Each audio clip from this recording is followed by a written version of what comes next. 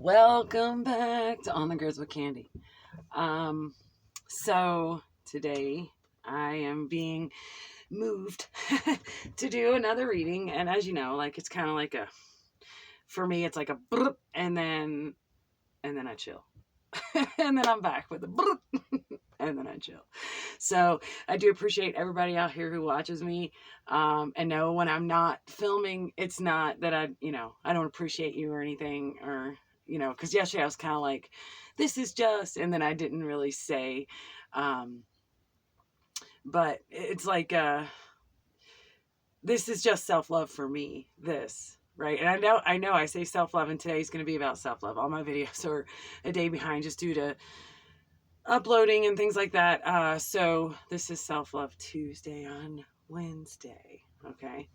We'll see when the video gets up. But one second. They're excited. Like, I got my collectives out. I don't know if you can see it, but there's like this hoorah of self-love right now, and it's amazing, and it's a little chattery, and I might get some cards out, but as you know, I do better just to channel sometimes. It's about see yourself in everything. So today is like it's going to be, a self-love, and in self-love, we can talk about others that we love, or things that we love, or, what is self-love? It's giving yourself things that you externally love, right? That's how it's perceived.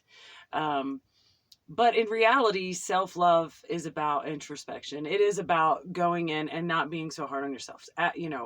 Not overthinking, but just enough, right? It's a fine line. It's that hands in the air, feet on the ground, and straight through the middle, of what is it? What is it that feels all of me? As my hands are in the air and my feet are on the ground, and I've got this muck churner into rainbows. That's what's going on, as I'm touching up high for the high vibration, but I have my feet in the lowest vibration, and through the center of me is where this transformation, this alchemization and transmuting of what's in the middle, right? That's the line that's the integration. When I don't know if I did a video, like I did a vision board. I thought maybe I did a video. I'll have to look and see if I told you guys about what was on my board. But most people just picked, we had to pick one word, and then do a board. And mine was integration. And it was just because, I know that there's got to be that shadow side of everything. There's got to be shade from the sun, and there's got to be sun to create the shade, and and I get all that. And then, but then, when hard times or negativity comes flying at me, of course we have to take time to feel the hit, right? Just not too long, but long enough to say, that's what you need to know. That's what you need to know about this, for empathy and compassion toward others that it might be happening to, so that you don't get in the way. Because, a lot of times, whatever happened for you in that moment, you're assuming is what someone else would need. And you're kind of half right. You're kind of half right. Again, when your hands are in the air and your feet are on the ground, that middle tells you exactly, but you're relatable, you're able to be empathetic enough to even just your energy just to be what it needs to be in that moment. So seeing ourselves in everything. So there's like that weird, I can't remember what the term is, but where you see faces and everything. And scientifically, they say that's like some kind of disorder, right? Why would that be? Or it's something your brain does. You're always searching for relatability. Okay, well, let's go further. Why? Why? Why are we always looking for ourselves in everything? Especially if we have these self-loathing, rules on everything, right? Like in a lot of religions where, you're the sinner, you're the evil, you're the this, and you have to do this. And when I talk about transformation, I want to be clear and say that I was never bad, right? No matter what you've done, you were never bad. You were just unbalanced, right? And as you go through these these experiences and lessons of your life, and you balance out or you don't, right? Because that's your choice. That's where the free will is. But when we see, scientifically, you can say whatever you want to say, and again, I believe everything on a magic level is also on a scientific level, and magic is science before it's proved, and whatever. So, but I think my understanding, I don't think I know, for me, my understanding is the reason that we see faces and everything is to remind us that we are everything.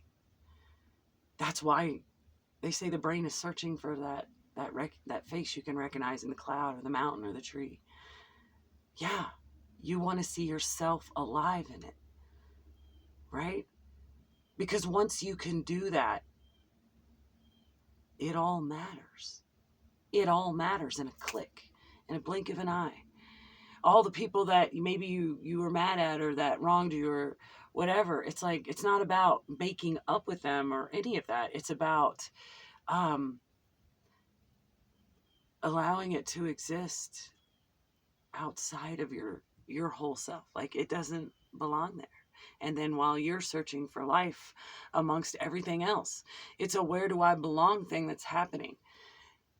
And it's so important that you recognize literally everything around you is alive. Even if you say this is a matrix or a game, it's still ones and zeros, and it's going, no matter how you see it, it's like, it's alive. It's everything.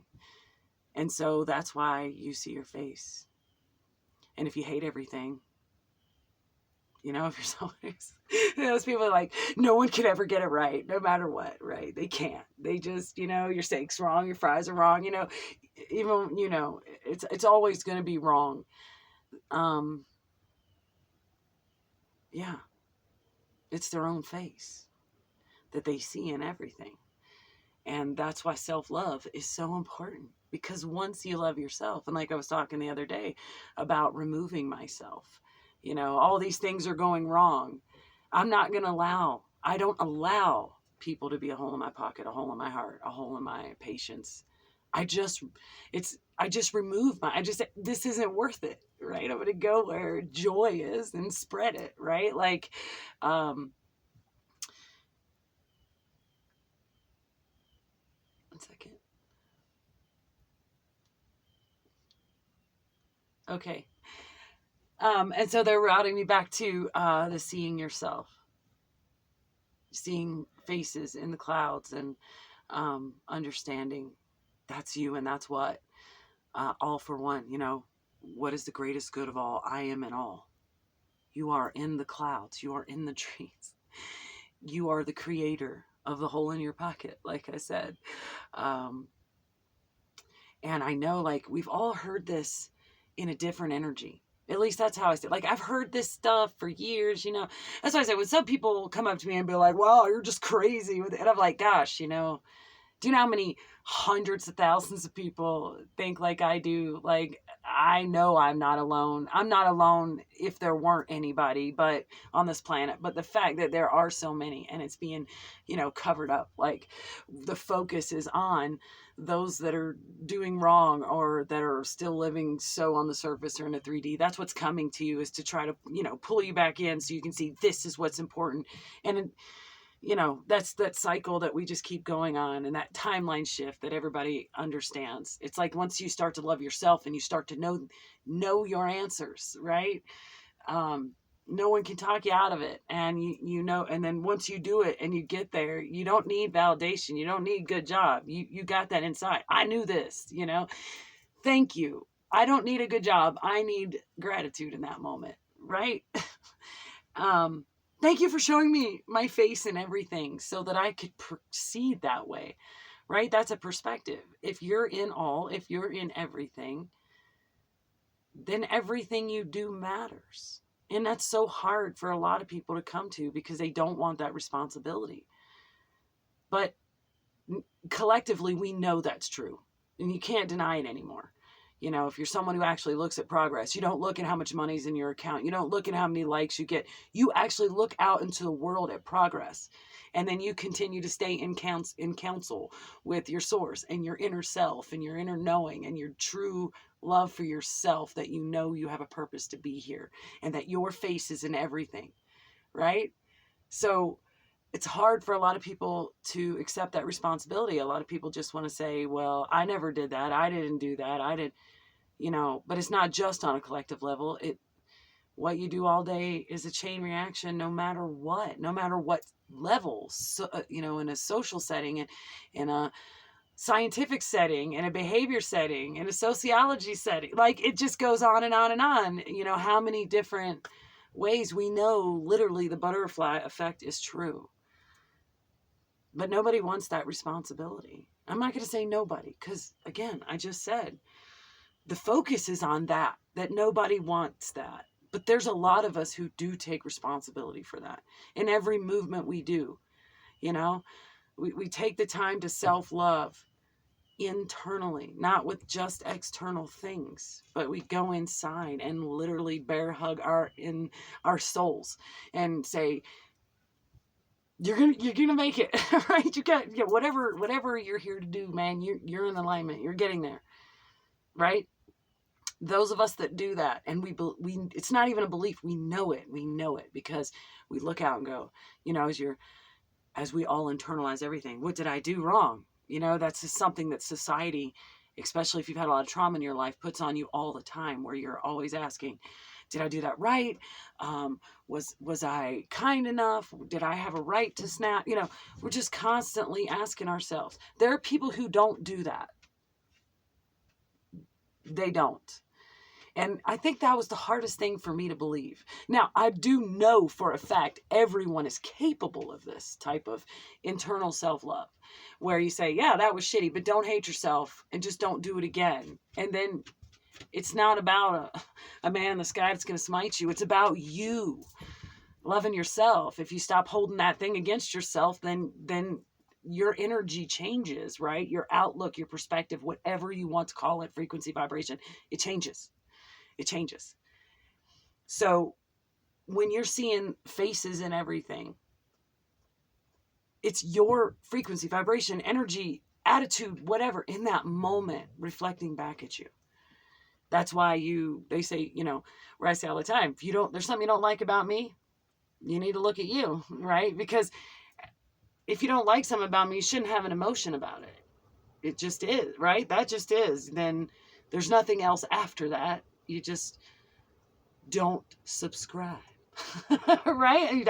I don't subscribe. When I was talking about homesteading and changing your phone number, that's what you're saying. Oh, well, I just freaking unsubscribe then.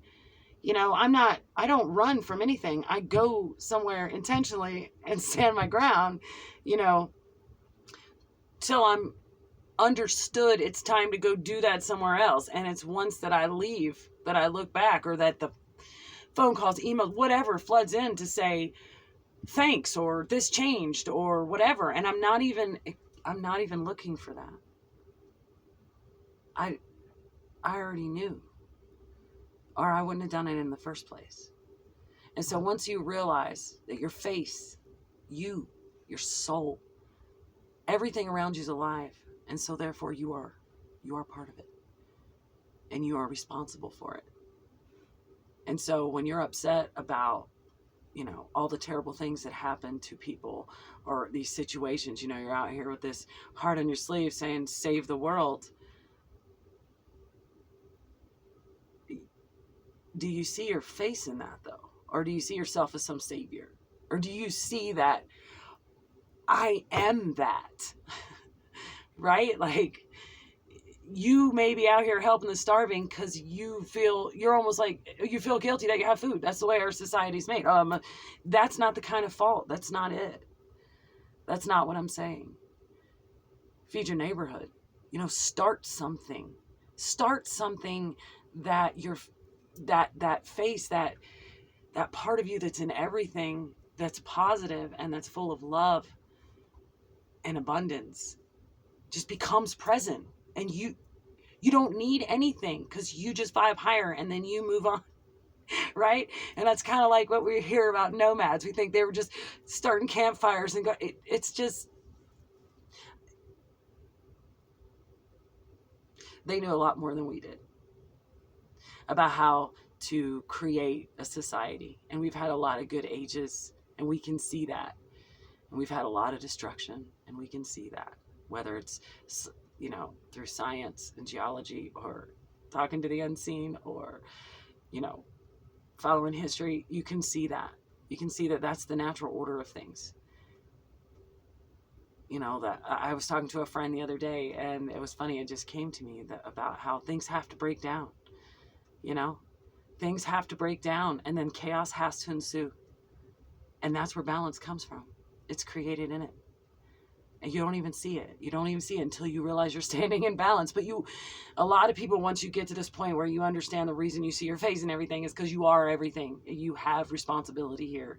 Everything that you do, your thoughts, your mood, it's something that's going out, you know, on these grids. And that doesn't mean you got to be in a good mood all the time. The fact that you allow yourself to be upset, but then you transmute it and alchemize it. You make more rainbows out of your tears. That's what this is about. They're saying, okay. Anyway, a lot of that was channeled, so I will have to rewatch. But okay. I had said this a few times in the past few days to people. I hadn't talked to him forever. But here's what I just keep getting. I woke up like so many times last night, like it's screaming in my ear. And I've had like 3 or 4 hours of sleep, and it's not a bad thing. It's a good thing. It just keeps yelling, you know. Few and far is closing. It's closing. And then I was trying to understand what it meant. And then a friend I was talking to said, you know, good people are few and far between, and it snapped. And then that's just been screaming at me all night. Like, get excited. Don't waste your time trying to convince. You know, if people want to be where they're at, money can't be that important. You know, like I paid for a night at that hotel. What I was talking about was, it was like a nightmare. And I left. And I did call the corporate and ask for it back. And I did get it back that one night, right? That I did not sleep there. But I wasn't going to sleep there the night before, right? Because my car was broken into and I had to, you know.